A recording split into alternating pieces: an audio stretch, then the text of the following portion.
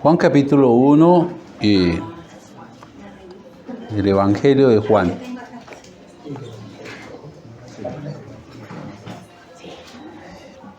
Más que una prédica hoy, una especie de reflexión.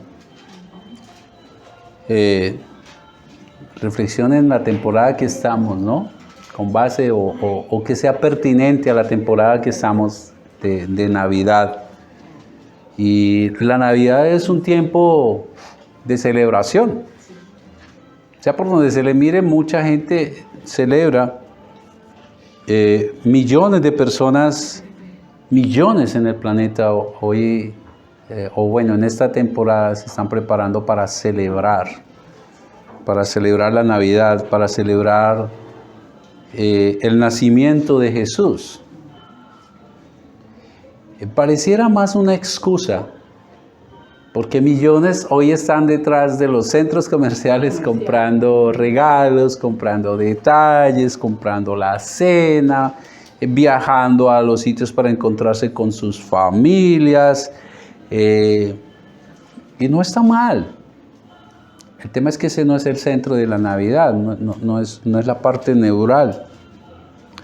Y lo más tremendo, si meditamos un poco, es que millones de personas están buscando celebrar o están celebrando,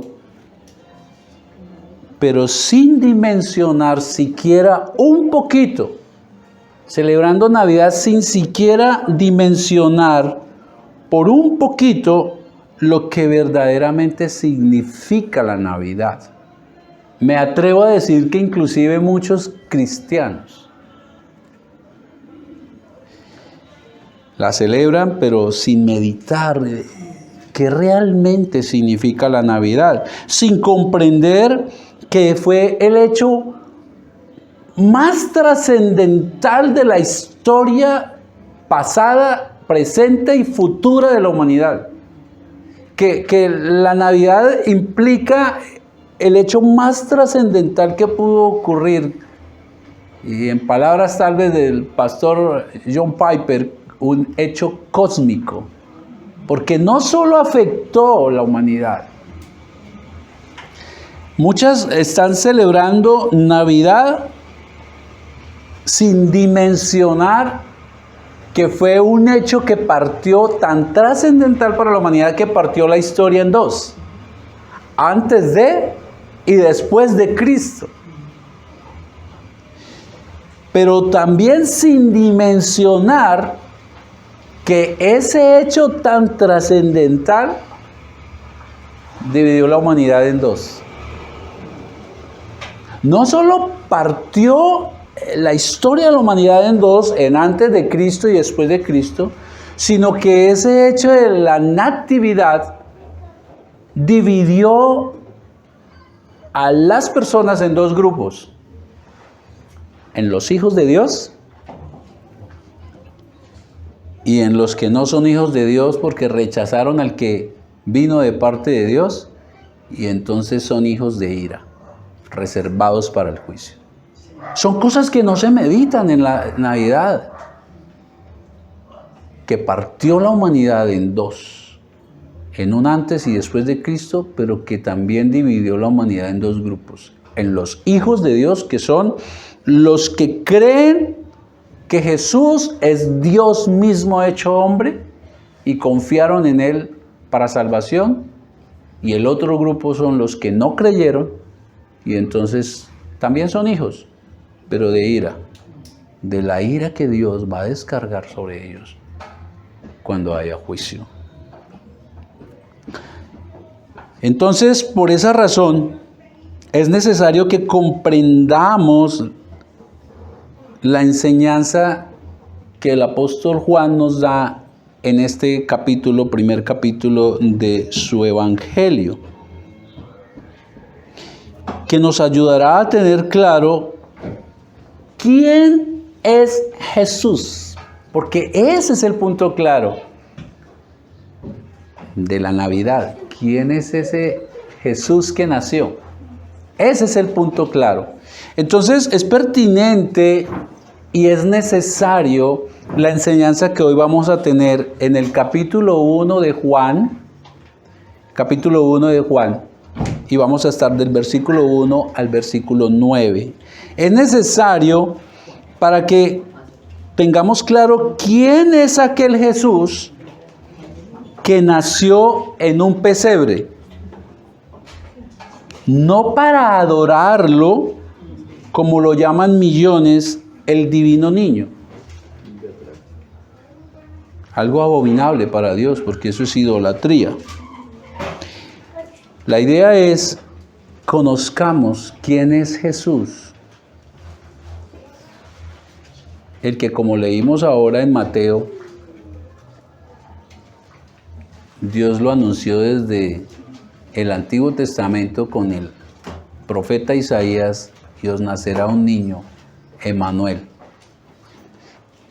que nació en un pesebre no para ser adorado como el divino niño, sino que nació y vino a este mundo para salvar a todo aquel que cree que Jesús es Dios y que cree en su obra salvífica. Eso vamos a verlo. Entonces les pido que abramos nuestras Biblias y vayamos a Juan, al Evangelio de Juan. Es el cuarto Evangelio, capítulo 1, del versículo 1 al versículo 9. Así dice la palabra del Señor.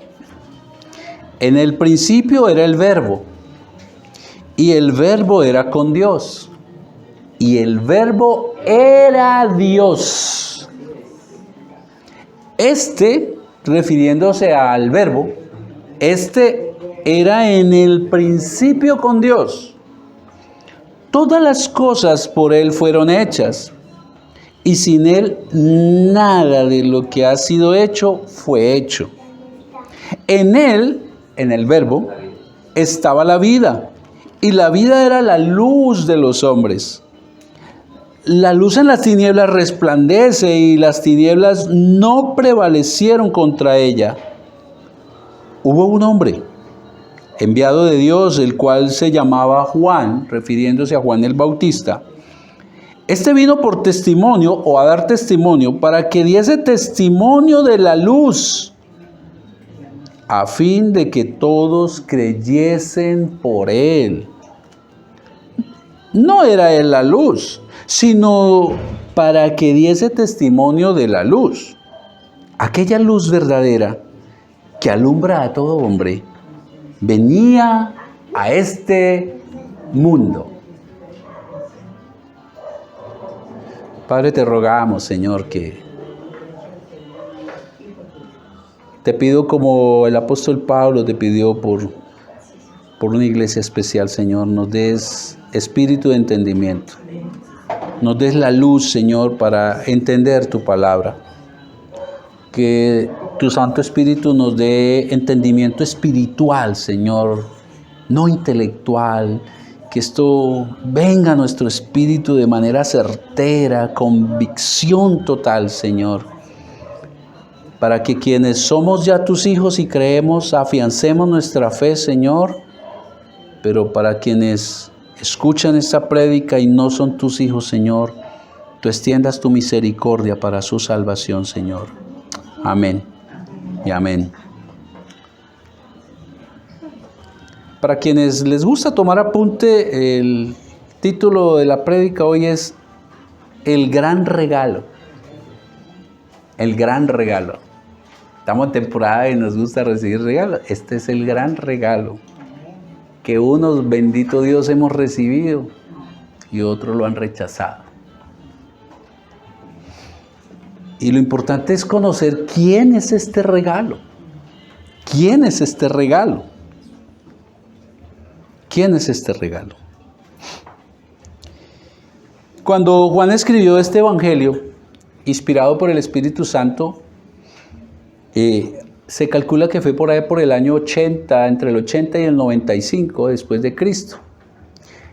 Y recuerden que nuestro Señor, su obra magnífica fue a los 33 años. Es decir, ya habían pasado algunos años. Roma había destruido el templo y entonces ya no había dónde se suponía ellos tenían encuentro con Dios. los cristianos eran perseguidos. Los judíos que se habían convertido al cristianismo y los mismos gentiles que también ya se habían convertido al cristianismo, entonces cuando iban a las sinagogas, los fariseos, es decir, los judíos que no se convirtieron, que rechazaron a Cristo, los rechazaron a ellos también, al punto que inclusive en las oraciones le añadían una línea de maldición a los cristianos. Pero también Roma los estaba persiguiendo porque eran considerados los cristianos como un grupo, una especie de grupo subversivo que podía formar en algún momento algún problema político. Pero además de eso, otra circunstancia, cuando escribe Juan este evangelio, la otra circunstancia es que habían enseñanzas heréticas. Enseñanzas como, por ejemplo, que Jesús no era un verdadero hombre, sino que, ¿por qué? Porque era la mentalidad de los gnósticos, donde toda la materia es mala, pecado, pecado, pecado. Entonces, ¿cómo un Dios santo podía vivir en un cuerpo humano si eso era pecado? Entonces, ellos enseñaban que sí había venido Jesús, pero que ese no era un cuerpo real, porque si no, entonces estaría en un cuerpo pecaminoso. Pero no solamente esa enseñanza, habían otras enseñanzas, como por ejemplo, y eso va en contra de la base de que Jesús es 100% hombre y 100% Dios. Si quien rechace que Jesús realmente fue cuerpo como el suyo y el mío, está rechazando la verdad. Pero habían otros que decían que sí era un hombre de verdad. Solo que cuando él se bautizó, entonces el Espíritu Santo vino y lo poseyó. O sea, una dualidad. Una dualidad. En ese sentido, entonces, los cristianos de aquella época, perseguidos por Roma, rechazados por sus hermanos judíos de las sinagogas, sin tener dónde encontrarse con Dios, porque hasta ahí era en el templo, y además de eso, con todas estas ideas que venían, lo que hizo fue tambalear su fe, dudar. Y entonces el Señor, que siempre es propicio a las necesidades de su pueblo, inspira con el Espíritu Santo a Juan y escribe este evangelio con un propósito clave. ¿Cuál? Reforzar la fe.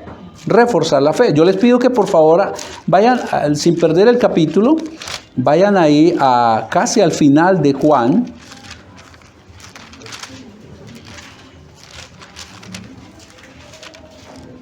Al versículo 31 del capítulo 20. Y allí está el propósito por el cual Juan escribe este hermoso libro. Mirémoslo desde el 30, refiriéndose a los milagros que hizo Jesús. El capítulo 20, versículo 30 y 31. Hizo además Jesús muchas otras señales. Juan se dedica a escribir todos los señales, milagros que Jesucristo hizo. Y no le cupieron. Hizo además Jesús muchas otras señales en presencia de sus discípulos. Es decir, habían testigos, los cuales no están escritas en este libro. Pero estas que se han escrito, y aquí viene el propósito, para que creáis que Jesús es el Cristo, es el Mesías, el Hijo de Dios, y para que creyendo tengas vida en su nombre. Ellos están perseguidos, ellos están rechazados de la sinagoga, ellos están con una serie de enseñanzas por ahí, como ocurre hoy también.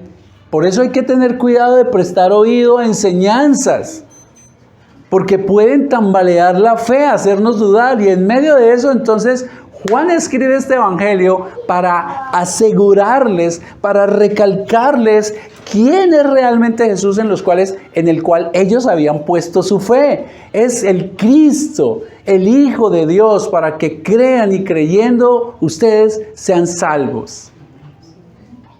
Ese es el propósito por el cual este hombre escribió el Evangelio de Juan. Ahora, como les digo, el propósito es reforzar la fe, fortalecer la fe. Si usted como creyente no tiene la convicción, ojo, no estoy diciendo no tiene el concepto, no tiene la convicción de quién es verdaderamente Jesús, déjeme decirle que su fe depende de un hilo. Depende de un hilo. Será frágil ante las dudas, ante las dificultades y las falsas enseñanzas. Por eso es que uno ve hermanos después de años en unos movimientos raros. Porque su fe no está afianzada y la fe se afianza teniendo bien claro quién es nuestro Salvador Jesús. Y en todo el libro de Juan, la palabra creer se repite 100 veces. 100 veces. Y la palabra verdad se repite 25 veces. Conclusión: Dios quiere que creamos la verdad y nuestra fe se afirme. Dios quiere que creamos en la verdad. ¿Y quién es la verdad? Yo soy la verdad, el camino y la vida. Y nuestra fe sea fortalecida. Vamos al versículo 1. Y conozcamos quién es Jesús. Porque es que hay una cosa interesante, y es que cuando usted habla con algún hermano creyente y le pregunta, oye, ¿quién es Jesús? Muchas veces quedamos cortos. Veamos quién es Jesús de acuerdo al Evangelio. Versículo 1. En el principio era el Verbo, y el Verbo era con Dios, y el Verbo era Dios. Juan, recuerde que Juan está escribiendo primero no a usted ni a mí, sino le está escribiendo primero a sus lectores de aquella época, del año 80, del año 90, que están dudando si este Jesús sí es realmente Dios que se hizo hombre, o es un hombre poseído, y a quién estamos siguiendo. Y entonces vamos a darnos cuenta que se refiere a Jesús como el Verbo, porque era algo que ellos conocían. Recuerden que siempre en la Biblia, eso fue escrito en un lenguaje común del pueblo, de la calle, para que todos conocieran. Y todo el mundo no sabía inclusive leer en aquella época. Y entonces él inicia diciéndoles, en el principio era el Verbo era con Dios, y de una vez les asegura quién es Cristo. Y el Verbo era Dios. No ese que, como están diciendo por ahí, que es un hombre común y cualquiera, o como hoy también están diciendo, oye, un gran líder, ¿no? Ese Jesús, un gran profeta, oh, qué maestro, como lo creen los judíos no cristianos, pero no lo ven como Dios, como el Mesías, que ellos mismos estaban esperando. En el principio era el Verbo. Juan empieza a decir quién es Jesús usando un término que, como les digo, ellos conocían.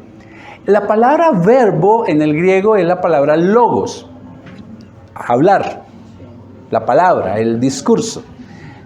La palabra verbo para ellos era muy conocida. Para los griegos, que ellos se jactaban de ser muy filósofos, para ellos logos, el verbo era un poder. Era un poder que controlaba absolutamente todo. Era el poder de la sabiduría. Era el poder que en sus manos estaba todo lo que ocurría al ser humano. Para los griegos eso era logos, el verbo. Y Juan le está diciendo, recuerde que está hablando con cristianos, tanto judíos como gentiles, ¿no? Griegos. Entonces ahí le habla a los gentiles, le dice, eso que ustedes están diciendo, ese poder, de ese estoy hablando.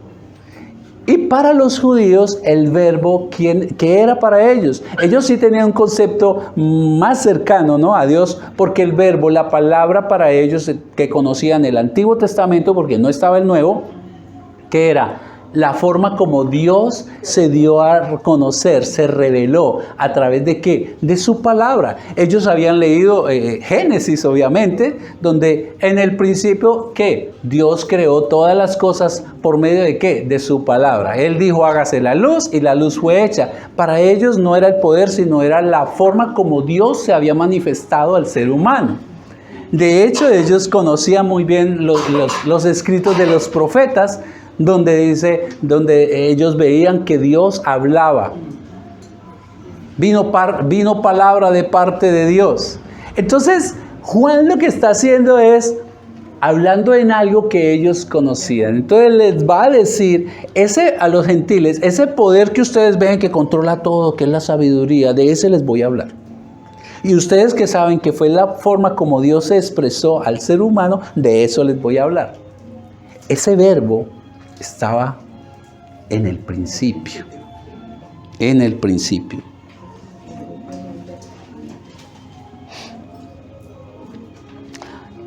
Y lo que ahora Juan les está diciendo es, ese que para ustedes es un poder, algo intangible, y eso que para ustedes es la palabra, la expresión de Dios, realmente es una persona. Realmente es una persona, no es algo intangible. El verbo es una persona y esa persona, el verbo, estaba en el principio. Ahora, aquí hay que tener claro algo. Cuando se refiere al principio, y usted va a Génesis 1:1, que arranca también así, en el principio estaba en el principio de la creación. Es decir, Él no fue creado, es lo que le está diciendo. Él ya estaba, cuando empezó la creación, Él ya existía. O sea, lo que les está diciendo es trascendental y lo que nos dice a nosotros es trascendental. Jesús no es creado por Dios, no es otro Dios, no es una criatura, no es un ángel, no es un hombre.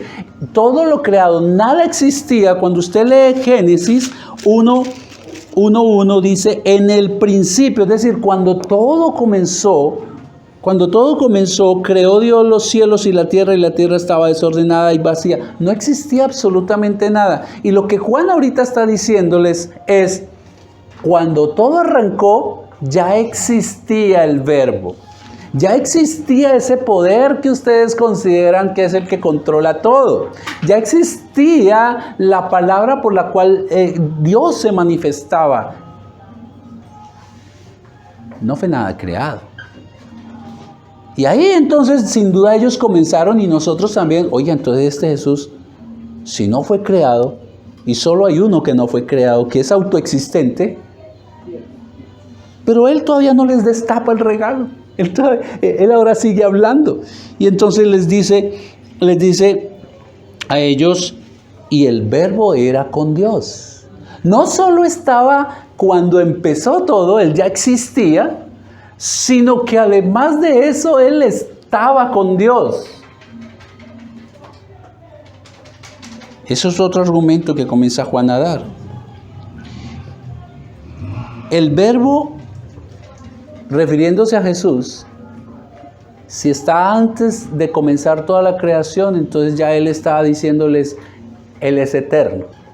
Pero además de eso, y el eterno, recuerden que ellos conocían todo el Antiguo Testamento. Y eterno solo hay uno, Dios. Eterno solo hay uno, Dios. Pero ahora Él les dice, venga, Él es eterno, Él es Dios, pero Él estaba con Dios. Y entonces, ¿se está refiriendo a qué? ¿A que hay otro Dios? ¿A que hay otro Dios? No. Aquí empieza a hablar de qué? Del Dios Trino. Del Dios Trino. Ese verbo, ese Jesús, del cual ustedes, porque, ojo que hay una cosa aquí interesante que uno no analiza cuando está estudiando la palabra, y es que es el año 80, Jesús ha muerto hace unos 25 años, muchos de los lectores pudieron haber conocido a Jesús personalmente, solo han pasado 25 años, así es de que una persona de 70, de 80, conoce a Jesús. ese Jesús del cual que ustedes vieron o del cual ustedes escucharon, que es nuestro caso, ya existía antes de la creación. Es eterno. Pero además de eso, y está hablándoles entonces que de su divinidad, pero además de eso estaba con Dios, y ahí empieza él a hablarles de que es el Dios Trino. Y estás refiriéndose a que ese verbo es una de las personas de la Trinidad. Hebreos 1:2 dice que Dios Hijo es el resplandor, el reflejo de la gloria del Padre. Pero bueno, hasta ahí decimos reflejo, ok, no es el mismo, pero escuchen lo que dice el autor de Hebreos. Él es la imagen misma de la sustancia. Es decir, Él tiene la misma sustancia, Él es el mismo Dios, refiriéndose a Dios Hijo. Y por supuesto que esto comienza a darles a ellos seguridad de su fe. ¡Ay, no hemos puesto nuestra fe en un hombre común y cualquiera! El verbo, y fuera de eso, Él ahora apuntala más su argumento. Y les dice ahí en el versículo 1, no solamente Él existía cuando empezó la creación, sino que Él, es decir, Él es eterno, sino que estaba con Dios. Y si habían dudas, termina diciendo ¿qué? Y Él era Dios. Y Él era Dios. Esta formación es como un clavo, ¿no? Como un clavo que pone Juan allí en su argumentación. ¿Sobre qué? Sobre la deidad de Jesús. Ese que ustedes conocieron, en el cual ustedes han puesto su fe, es Dios. Es Dios. Es Dios. Es Dios mismo. Es Dios mismo. El verbo tiene los mismos atributos de Dios. Ya miramos que Hebreos dice que Él no solo es el resplandor, sino que tiene la misma esencia de Dios, los mismos atributos. Y cuando usted lee las Escrituras, ve por ejemplo, en Isaías 44:6 dice, Jehová es el primero y es el postrero. No hay más. Pero luego usted ve en Apocalipsis que Jesús dice, yo soy el primero y yo soy el postrero. Jesús es Dios. Y eso era lo que estaban ellos leyendo. Ay, este en el que pusimos nuestra esperanza es Dios mismo. No es lo que estos están diciendo.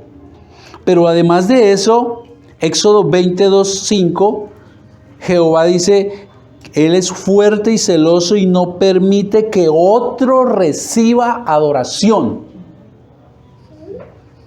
Y en Mateo 14:33, Jesús, Dios Hijo, es el que recibe la adoración. ¿Ven que es el mismo? Jesús, queridos, el Verbo, tiene los mismos atributos de Dios. Es Dios. Y aunque parezca redundancia, es importante tenerlo claro. Es importante tenerlo claro, porque no es un hombre común y cualquiera, es Dios mismo. No es como los mormones dicen que Jesús es un espíritu creado por otro Dios. Eso es falso. Ya vimos que Jesús existía antes de la creación. ¿Ven lo importante del argumento de Juan? A aquellos que le estaban diciendo que Él fue creado, Juan de una vez les dice, no, en el principio Él ya existía. Así lo dice una de las versiones, no sé si la Nueva Traducción Viviente. Así dicen los mormones, que Él fue creado por otro Dios. Pero también hay otras herejías en este momento y dicen que Él es otro Dios, como los testigos de Jehová. Los testigos de Jehová, en su supuesta Biblia, en este versículo dice así la Biblia de ellos. En el principio era el verbo, igual, ¿no? Sí. Y el verbo era con Dios, igualito. Pero luego escriben ellos, y el verbo era un Dios. Es una herejía. Y resulta que cuando usted y yo no tenemos la convicción de quién es nuestro Señor Jesucristo, Dios Hijo, Entonces, con estas enseñanzas la fe puede tambalear. Aquí hay uno que le pasó hace muchos años, cuando vio esto de los testigos. Por eso la importancia de la predicación del día de hoy, hermanos. Ahora, hay otros que enseñan hoy en día que Dios no es trino, sino que es un solo Dios que se presenta de vez en cuando como Dios Padre, a veces como Dios Hijo y a veces como Dios Espíritu. ¿Qué hacen ellos?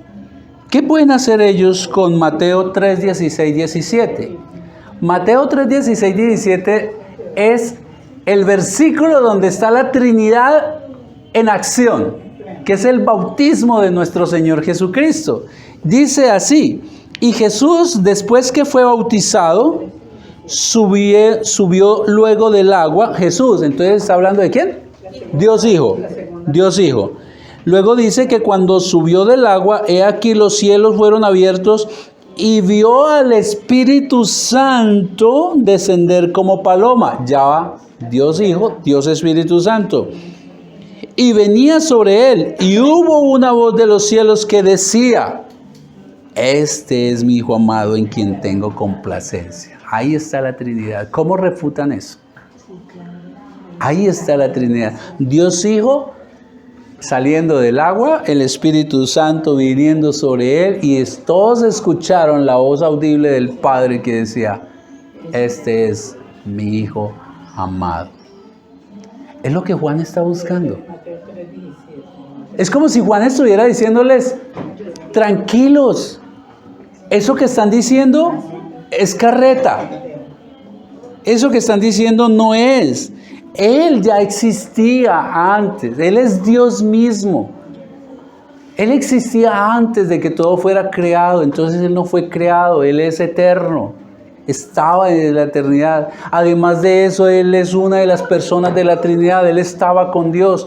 Pero Él es Dios porque tiene la misma esencia. No pueden haber dos eternos. Y entonces refutó todas esas enseñanzas. Y les da a ellos la fortaleza para aguantar ¿qué? Que me echen de la sinagoga, eso no me importa, yo tengo mi fe puesta en el que es.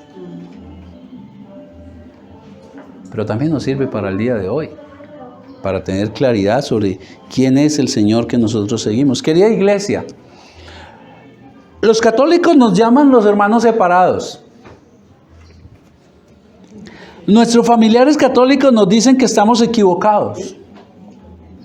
Pero así se venga el mundo encima, usted esté firme como un soldado, siga creciendo en la fe, con sus ojos puestos en Jesús, Dios mismo. Usted no ha puesto su fe en un muñeco de pesebre, ni en uno colgado a quien alumbran y cargan en Semana Santa, hermanos. Usted y yo hemos puesto la fe en el que existe desde antes de la creación del mundo, en aquel que es eternamente Dios. Esa es nuestra fe. Ese es el Dios que un día se hizo hombre. Es el centro que partió, como les dije inicialmente, la historia en dos. En antes y después de Cristo, y dividió la humanidad en dos, en los hijos de Dios y en los hijos de ira, los que no ponen su fe en Él. Y no solamente esto les afianza la fe, sino que aquel en el que hemos puesto nuestra fe es poderoso, tan poderoso que creó el universo. Sigamos versículo 2 y versículo 3. Juan sigue dándoles argumentos. Este es Jesús, miren, Él es Dios mismo. Pero ahora les dice algo adicional, versículo 2 y 3. Este era en el principio con Dios. Todas las cosas por Él fueron hechas. Y sin Él nada de lo que ha sido hecho fue hecho. Entonces ya les dijo, Él estaba, cuando todo empezó a crecer, Él ya existía. Ahora les dice, en el principio, y cuando todo empezó, Él estaba con Dios. ¿Ven? Ahora les dice eso. Dios Hijo, el Verbo, estaba junto a Dios Padre en el principio de la creación, es decir, cuando todo inició. Es decir, Él estaba creando con Dios.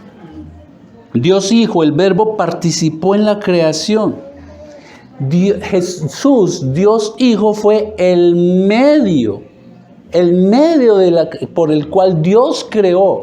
Recuerden que cuando vemos Génesis, ¿qué dice? Y Dios dijo, hágase la luz, la palabra, el verbo. Ahora vemos que Génesis no es una palabra como estas que estoy lanzando. Fue Jesús haciendo la creación, Dios Hijo. Porque el versículo 3 nos dice, todas las cosas por Él fueron hechas. Fue el medio, el agente de la creación.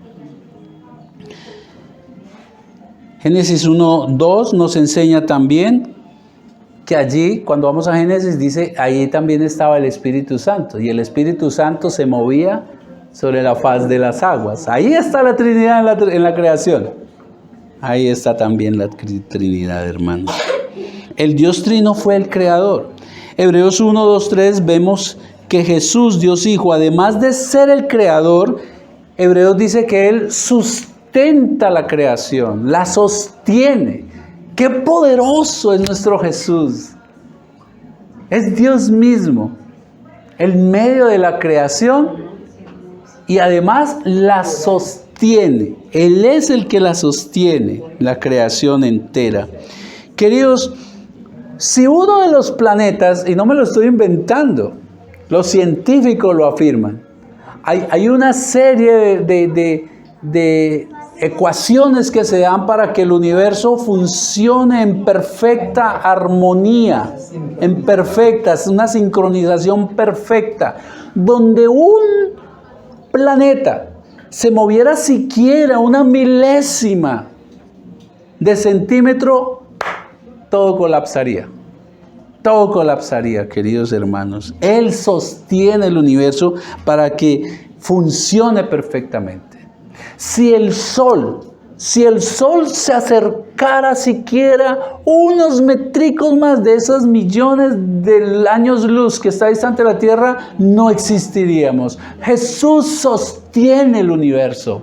Y si Jesús sostiene el universo, no podrá sostener nuestras vidas, hermanos. No podrá sostener nuestra fe. Eso es lo que Juan está diciéndole a ellos. Él es el que sostiene su fe. Él es el que los sostiene a ustedes en medio de las circunstancias que están viviendo, de persecución, de expulsión de las sinagogas y todas estas herejías que están dando. Pero también eso es para nosotros. Yo no sé qué situación podamos estar viviendo, pero todos vivimos situaciones difíciles. Pero Él es el que nos sostiene. Si sostiene ese universo, ¿cómo no lo va a poder sostener a usted y a mí, hermanos? Él es el que sostiene nuestra vida. Y la sostiene porque Él es la vida misma. Y Él es la fuente de la vida. Versículo 4. Sigue hablando del verbo. Recuerden que está diciéndoles ese verbo del que ustedes hablan. Jesús. Ahora les dice, en Él estaba la vida. En Él estaba la vida. Vamos a parar ahí. En Él estaba la vida. La Nueva Traducción Viviente, versículo 4, lo dice, la palabra le dio vida a todo lo creado. Él es la fuente de la vida. Es decir, Jesucristo es la fuente de la vida. Él le dio vida y le da vida a cada microscópico elemento, a cada microbio, a cada microorganismo. Desde el inicio de la creación no nació muerta. Recuerden que allí hubo plantas, animales, y cuando usted escarba un poco más, todo está formado por microorganismos. La vida la sostiene porque Él es la fuente de la vida, hermanos. La vida biológica. Pero también es la fuente de la vida, ¿qué? Espiritual. ¿Recuerdan que estábamos muertos en delitos y pecados? Por causa del pecado que entró por Adán, toda la humanidad quedó contaminada, quedó muerta. Jesús dice en sus propias palabras, ahí en Juan 6:51, yo soy el pan, ¿de qué? De vida. Y ahí en el versículo 58 dice, Este es el pan que bajó del cielo. Los antepasados de ustedes, refiriéndose a cuando estuvieron en el desierto, ¿recuerdan que fueron alimentados por maná? Entonces Jesús les dice, yo soy el pan de vida, el que bajó del cielo. Sus antepasados comieron maná y murieron. ¿Dónde están? ¿Están muertos? Pero el que come de este pan vivirá para siempre. Ahora, no es literal, no eran caníbales. Aquí lo que Jesús está diciendo cuando dice, el que come este pan es el que cree en mí. El que cree en mí vivirá para siempre. Jesucristo, el Verbo, conserva no solamente la fuente de la vida biológica, sino que también es la fuente de la vida espiritual, como lo acabamos de ver. El que come de mí vivirá para siempre. Pero Jesucristo también, por ser la vida, es el que conserva, escuchen esto, el que conserva la vida de los santos que han muerto. Cuando un cristiano muere, está vivo. Por eso la palabra dice, duermen. Escuchen esto que dice nuestro Señor.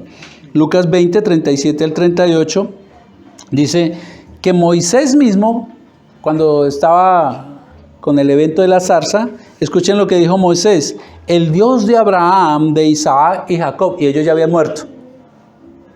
El Dios de Abraham, de Isaac y Jacob, y ellos ya habían muerto. Y entonces dice luego que Dios no es Dios de muertos, sino Dios de vivos. En efecto, para Él, todos ellos, los que murieron, están vivos. ¡Qué bendición! ¡Qué bendición! Porque eso me asegura que cuando yo muera, estoy vivo con Él. Eso le dará tranquilidad a mi familia. Y me da la tranquilidad de que mis seres queridos, que murieron creyendo, están con Él. Pero sé también que nos tiene que dar preocupación por nuestros seres que no creen. Porque si se van sin creer, esos no estarán vivos. Pero Él es la fuente de la vida, no solamente la vida biológica, la vida espiritual, conserva la vida de los que han muerto en Cristo Jesús, sino que también nos asegura que dará vida cuando Él regrese, porque vamos a resucitar y a vivir eternamente para Él. Juan 5, 25. Y Juan sigue dando argumentos de quién es Jesús. No solamente es la vida, ahora les dice que Él es la luz. Versículo 4, parte B. En Él estaba la vida y la vida era la luz de los hombres. La luz de los hombres. Versículo 4.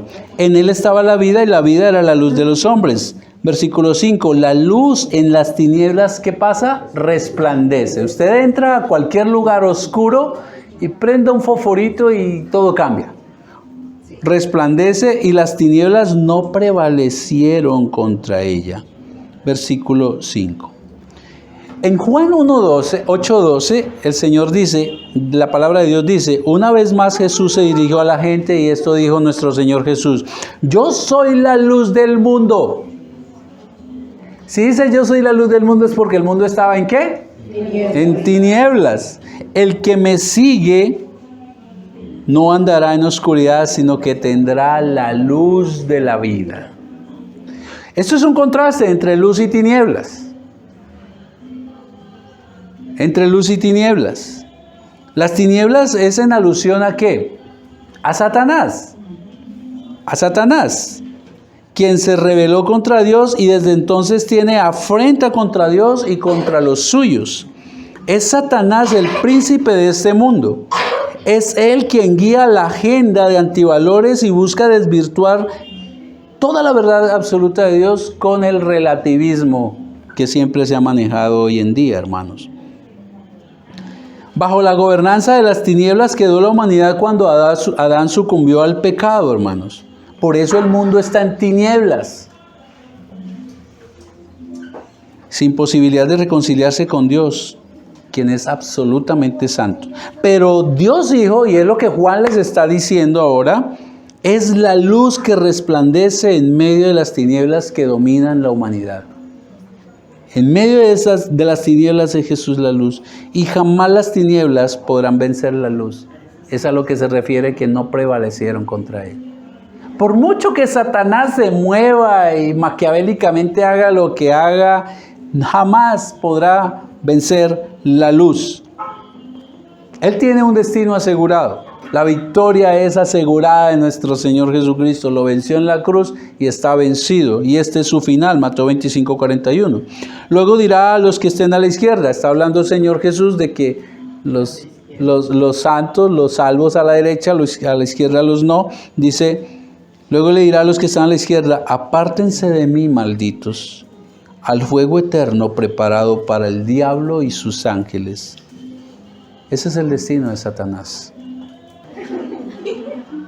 Queridos hermanos, tener esto claro, la convicción de que Jesús, Dios mismo, es la luz que vino a este mundo de tinieblas en el cual usted y yo hacíamos parte, es importantísimo, y saber que jamás prevalecerá Satanás y todas estas agendas que se están dando, para que nuestra fe no tambalee y estemos tranquilos en medio de todo lo que usted está viendo. El avance de todas estas proyectos de la agenda de los países, de todo este proyecto supuestamente progresista, a uno le da susto, pero no puede tambalear la fe, porque Jesús es la luz que brilla en medio de la oscuridad, y porque cuando usted va al final, Apocalipsis, ve la conclusión. Jesús vence, todo esto pasa y tendremos cielo nuevo y tierra nueva. Ese es nuestro Jesús, ese es nuestro Dios. Queridos, y cierro con esto. Versículos 9 al 12. Recuerden, el Verbo estaba antes de la creación. Estaba con Dios. Es Dios mismo. Es Dios mismo, que es la vida, que es la luz. Y Juan ahora remata para que ellos y nosotros tengamos nuestra fe afianzada. Versículo 9. Aquella luz verdadera que alumbra a todo hombre venía a este mundo. No es el que se quedó allá. Se encarnó, se hizo hombre. Ese del cual ustedes, a los gentiles, ese verbo que ustedes creen que es un poder, es una persona que se encarnó, Dios mismo. A los judíos cristianos, ese que ustedes ven que es como Dios se expresaba, se manifestaba, se revelaba antes por su palabra, ahora se revela a través de ¿quién? De su Hijo Jesucristo. Él se hizo hombre. Dios Hijo, la luz vino a este mundo. Juan 12:46 dice, yo soy la luz que he venido al mundo para que todo el que cree en mí no viva en oscuridad. Queridos hermanos, mientras millones celebran la Navidad sin dimensionar lo que verdaderamente significa, nosotros celebremos y regocijémonos porque Dios Hijo se hizo hombre y vino a traer luz y a traer vida, y nos hizo sus hijos a los que creemos en Él. Celebremos fortalecidos en la fe que es en Cristo Jesús, el Verbo que se hizo hombre y nos trajo salvación. Meditemos un poco allí en qué nos dijo el Señor